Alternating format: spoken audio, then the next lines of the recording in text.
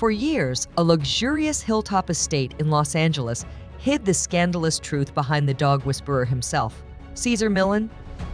When he quietly moved out in 2018, investigators wasted no time.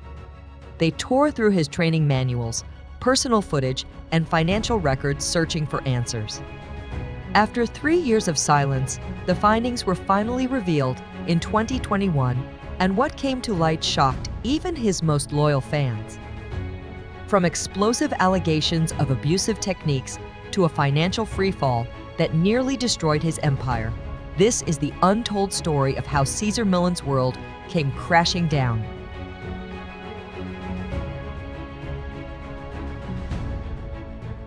Word spread quickly about the mysterious Mexican dog handler who could tame even the wildest beasts with nothing more than a stare and a steady hand. People began calling him a dog whisperer long before the cameras showed up.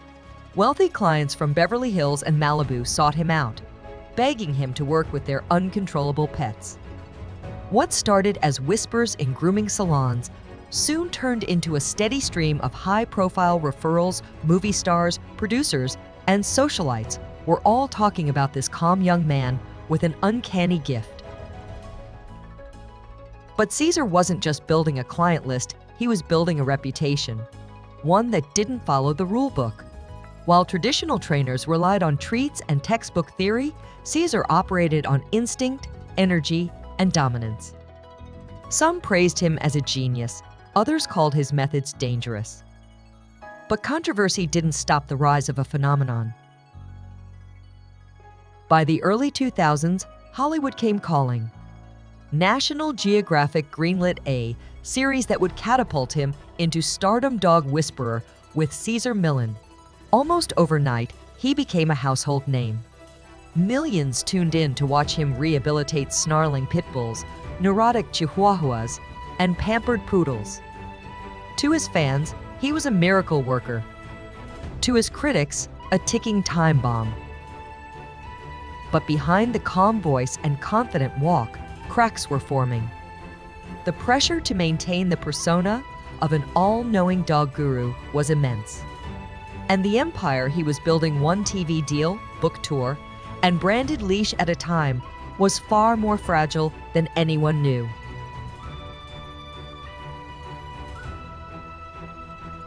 In 2004, everything changed.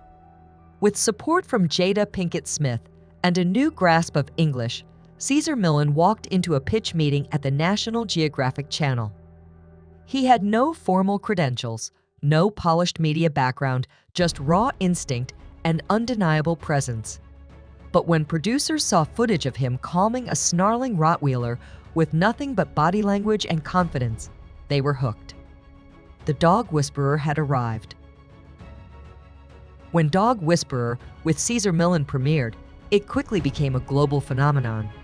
Viewers in over 80 countries watched in awe as Cesar walked into out-of-control households and restored order with what seemed like supernatural calm.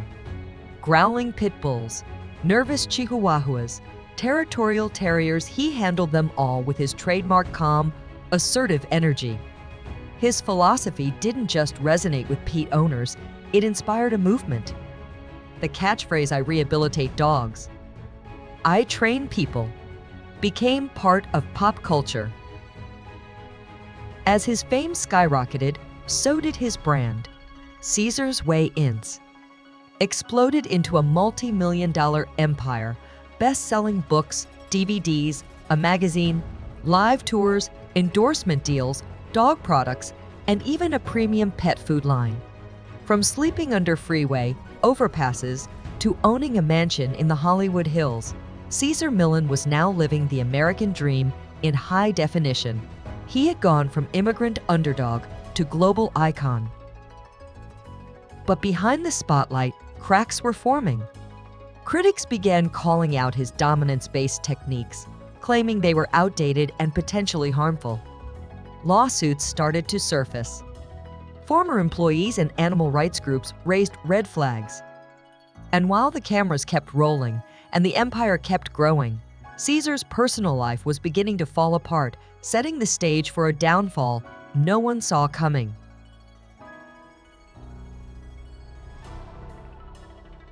The backlash wasn't just noise, it was a storm brewing on all sides. Animal rights activists slammed his techniques as cruel. Prominent veterinary associations labeled his philosophy dangerously misleading. Cesar's iconic finger jab, once seen as a symbol of control, was now being scrutinized as an act of unnecessary aggression. The world that once hailed him as a genius was starting to ask a different question. Was the dog whisperer doing more harm than good? Still, Cesar pressed on. The cameras kept rolling. The brand kept expanding. But behind the scenes, his personal life was quietly collapsing. In 2010, tragedy struck when his beloved pit bull daddy, his loyal companion and co-star, passed away. Just months later, his wife filed for divorce, ending a 16-year marriage and triggering a financial spiral. The man who taught millions about stability and balance was now fighting to stay emotionally afloat. With mounting legal bills, declining show ratings, and a costly divorce settlement, Cesar's empire began to crack. He later revealed that he had fallen into a deep depression and even contemplated suicide. The calm, assertive image he had built his career on had shattered. And as public opinion grew, divided, half inspired, half outraged, Cesar Millan was left to confront the consequences of fame built on instinct, controversy, and a philosophy now seen by many as outdated. But the story didn't end there. Because if there's one thing Cesar Millan knew better than anyone, it's how to survive a fight when the world turns hostile. The journals also showed that Milan had been sleeping on the floor next to Daddy in his final days, refusing to leave his side even as the cancer spread. He fed him by hand, whispered to him at night, and held him as the dog took his last breath. Behind the public persona of strength and control was a man utterly broken. And when his wife Illusion filed for divorce just months later, demanding custody of their 2 sons and spousal support, the foundation of Cesar's world collapsed. The man who once taught millions how to lead a pack suddenly found himself alone. The financial consequences were staggering. Legal fees, settlements, and business losses piled up. With the show losing viewers and the brand facing growing resistance, Cesar Millan was forced to downsize his operations. Once worth over $25 million, Cesar's way int. Quietly laid off staff, shuttered projects, and canceled international appearances. His name, once synonymous with calm authority, was now the center of debate on talk shows, news panels, and veterinary circles worldwide. Meanwhile, the infamous shadow incident refused to fade. Leaked footage and whistleblowers reignited outrage online. Animal welfare groups doubled down, using the clip as proof of abuse. National Geographic's added disclaimer, "Do not try this at home," was seen by many as too little, too late. Investigations into on-set practices began. And though Cesar avoided criminal charges, his reputation took a hit that no disclaimer could repair. But true to form, Milan didn't retreat. While others would have disappeared under the weight of controversy, he chose to fight back not with lawsuits or denial, but with reinvention. He launched new training centers, redesigned his curriculum, and began working alongside certified behaviorists to update his approach. And slowly, painfully, he started to rebuild brick by brick, reputation by reputation.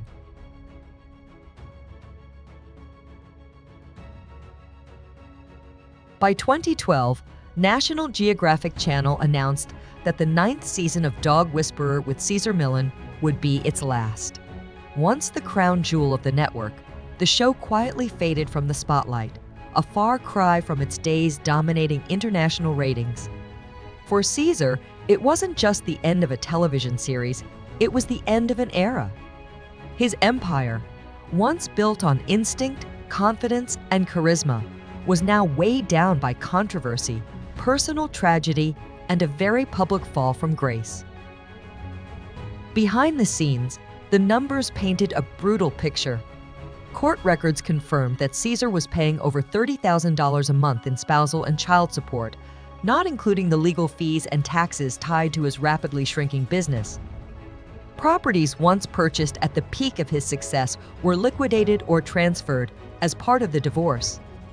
His dog psychology center, once a beacon for high-profile clients and television producers, was struggling to stay afloat.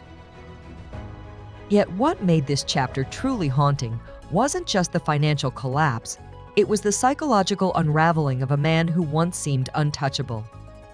The man who had become famous for teaching the world how to lead a pack, how to remain calm in chaos, had nearly been destroyed by his own. His suicide attempt was no publicity stunt. Medical records and private journal entries made it clear he didn't want to be rescued. Paramedics saved his life. Doctors stabilized him. And inside that psychiatric facility, away from the cameras, the fans, and the critics, Cesar Millan began the long, painful climb back from rock bottom. Not for ratings, not for reputation, but because somehow a part of him still believed in second chances.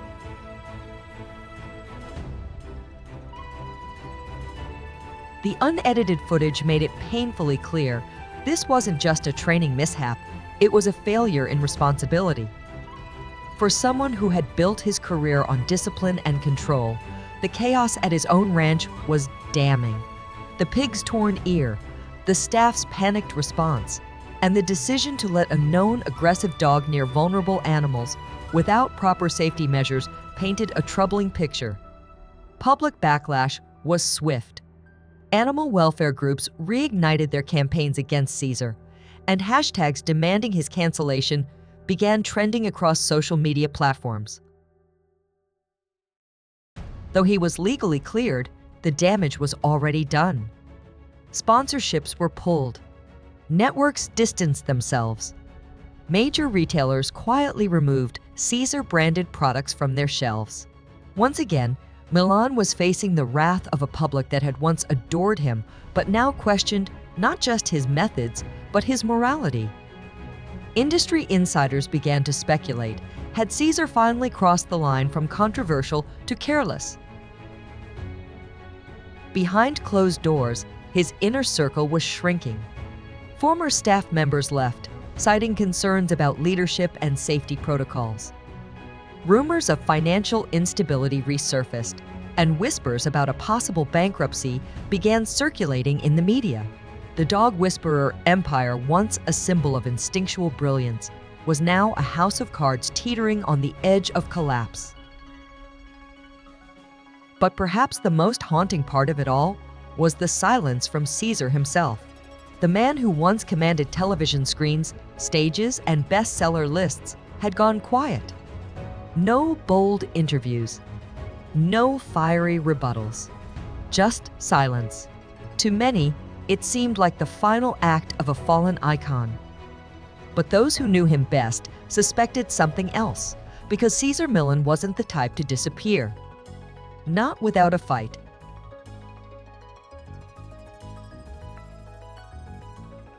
When investigators examined Milan's financial records after he relocated his business headquarters in 2018, what they uncovered told a very different story than the polished image he projected on stage.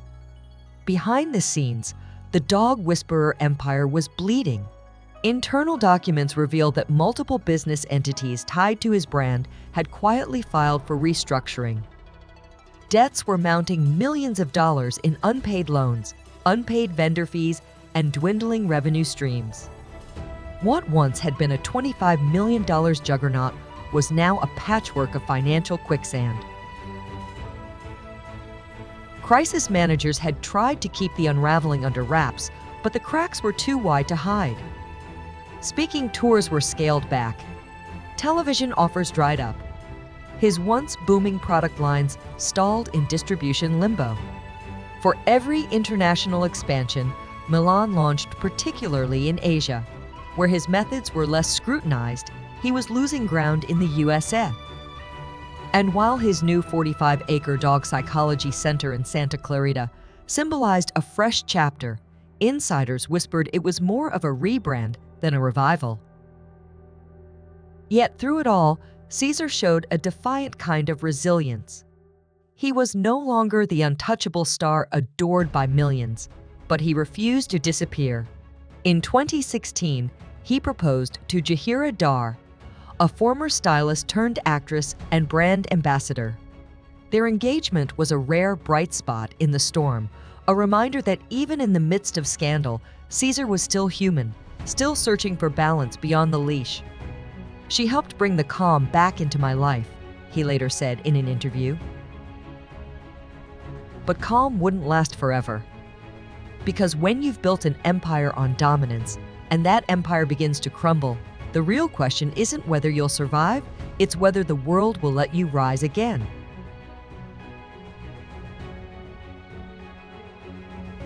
The revelation sent shockwaves through the industry. The man who built his empire on transparency and transformation was now exposed for carefully curating a version of truth. Internal emails laid bare a calculated strategy not to evolve with criticism, but to bury it. Footage was trimmed, sessions re-edited, and PR consultants were deployed to sanitize the narrative. Rather than address the growing discontent from animal behaviorists, Milan's team doubled down, choosing optics over authenticity. One memo, later leaked to the press, coldly framed the situation. Public doesn't want to see a struggle, they want a miracle. Give them one. The fallout was immediate. Former fans expressed betrayal. Advocates for humane training methods called for accountability. And more than a few television insiders wondered how much of the show's magic had been manufactured all along. Yet amidst the growing storm, Cesar Millan remained largely silent. No explosive press conference. No fiery denial. Just carefully worded statements and curated social media posts. To many, his silence felt like an admission. But to others, it was strategy. Because even as the empire crumbled, Millan was still booking out stadiums in Southeast Asia, still licensing his brand overseas, still reaching millions who didn't know or didn't care about the backlash. By 2020, the man who once ruled the world of dog training was no longer the face of reform, but a case study in celebrity collapse. The American dream he once embodied had twisted into something far more complicated, a cautionary tale of what happens when instinct collides with empire, and when a whisper becomes a roar too loud to control.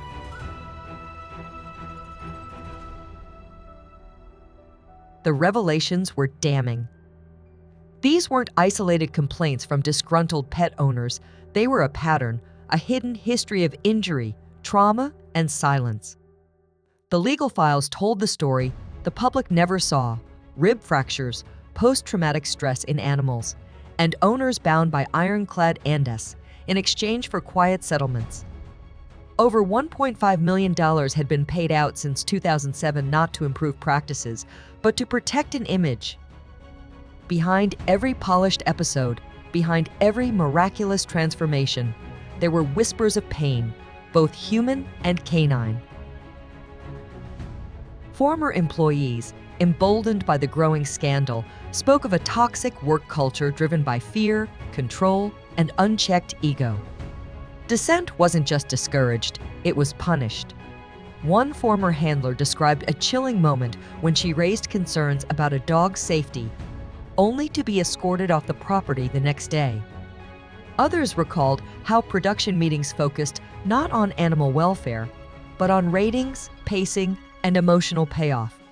Cesar's famed calm, assertive energy now appeared, in the words of one staffer, as manufactured dominance held together by PR and intimidation. But perhaps the most troubling element wasn't what Cesar had done. It was how meticulously it had all been concealed. From altered camera angles to post-production edits and gag orders, his team had built an invisible firewall between the reality of his methods and the illusion broadcast to millions. The deeper the investigation went, the more it revealed a calculated effort not just to defend a brand, but to protect a myth. By the time these stories surfaced, Cesar Millan's credibility had been battered. He wasn't just facing criticism, he was facing reckoning. The trainer once celebrated for whispering to dogs now stood accused of silencing victims. And for the first time in his career, no amount of calm energy could control the narrative unraveling around him.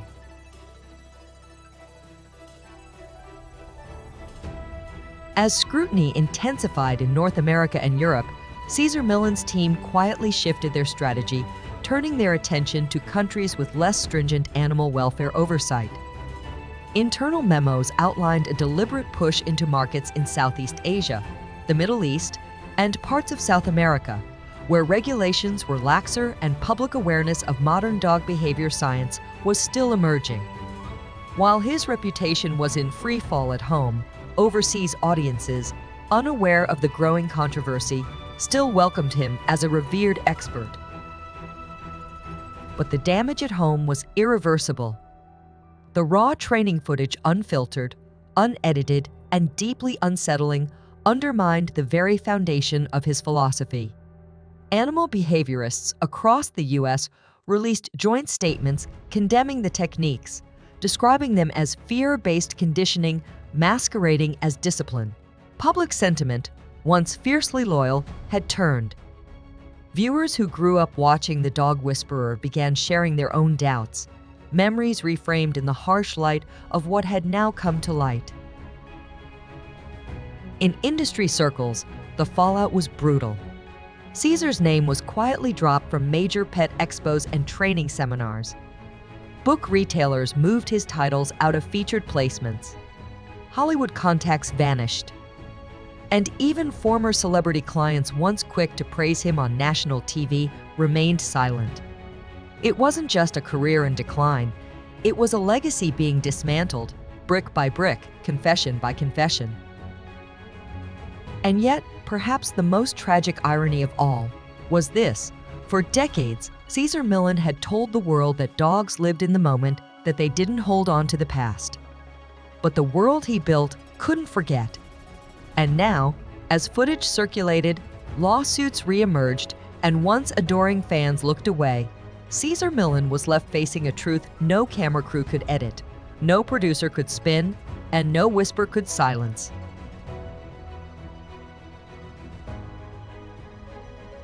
Cesar continued in his public statement, "If I've made mistakes, I've learned from them. And I continue to grow not just as a trainer, but as a human being." It was the most personal admission the public had heard from him in years. Gone was the unwavering certainty, replaced by a man who, for the first time, acknowledged the cracks in his armor.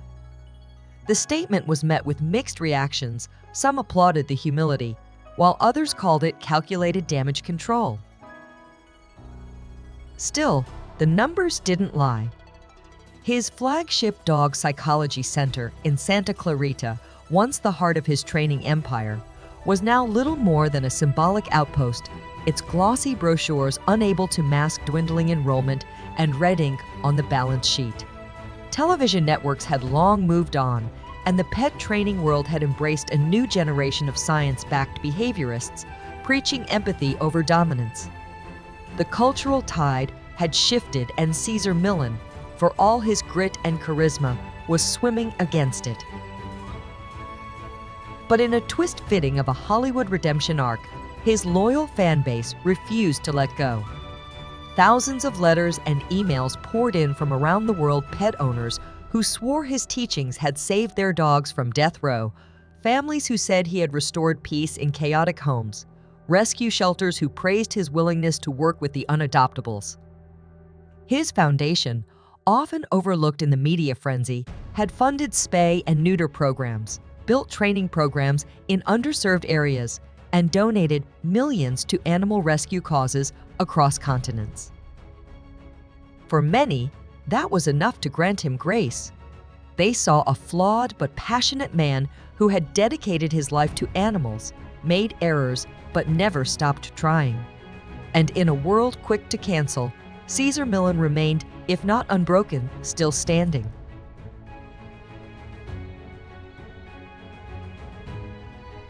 a mixture of genuine passion for saving animals and a flawed philosophy that ignited fierce debate. Cesar Millan didn't just train dogs, he trained a generation to think about dogs. For better or worse, he made canine behavior a topic of dinner table conversation, sparking interest in breeds, behavioral triggers, and the human-animal bond like never before. He turned whispers into headlines, leash pulls into cultural discourse. But influence comes with consequence. And as the field of animal behavior evolved, the very methods that made him famous became symbols of what the profession now strives to leave behind. His rise was meteoric, his fall messy, and yet his impact remains undeniable. In Cesar's story, there are no clean lines between hero and villain. Just a man who believed he could speak for the voiceless, and in doing so, found himself both praised as a savior and condemned as a caution. Today, the Dog Whisperer brand survives more as legacy content than active movement, a ghost of television's golden era of behavioral drama.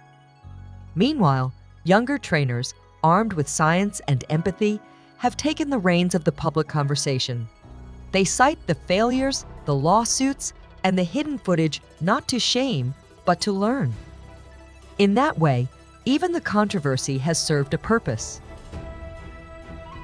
Cesar Millan's journey, raw, riveting, and relentlessly public, reminds us that power in the spotlight is never permanent.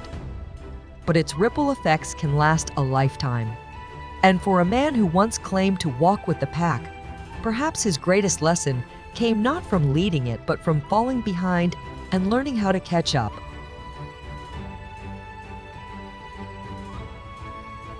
Cesar Millan no longer headlines primetime television.